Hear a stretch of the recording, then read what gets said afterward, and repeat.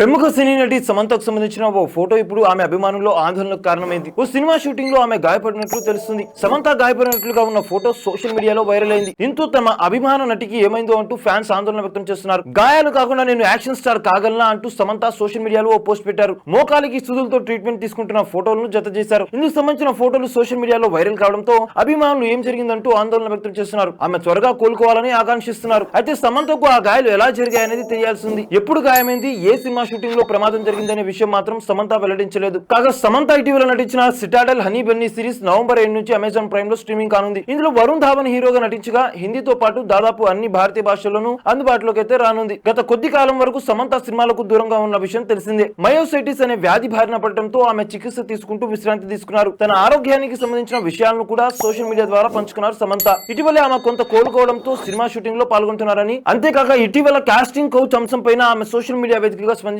విషయం తెలిసిందే. మలయాళ సినీ పరిశ్రమలో కాస్టింగ్ కోచ్ పై హేమ కమిటీని వేసినట్లుగాని టాలీవుడ్ ఇండస్ట్రీలోనూ అలాంటిది వేయాలని తెలంగాణ ప్రభుత్వాన్ని సీఎం రేవంత్ రెడ్డిని కోరుతూ పోస్ట్ చేశారు. చూశారు కదా గైస్, మరిన్ని ఇలాంటి ఇంట్రెస్టింగ్ అప్డేట్స్ కోసం చూస్తూనే ఉన్నారు మా ఛానల్.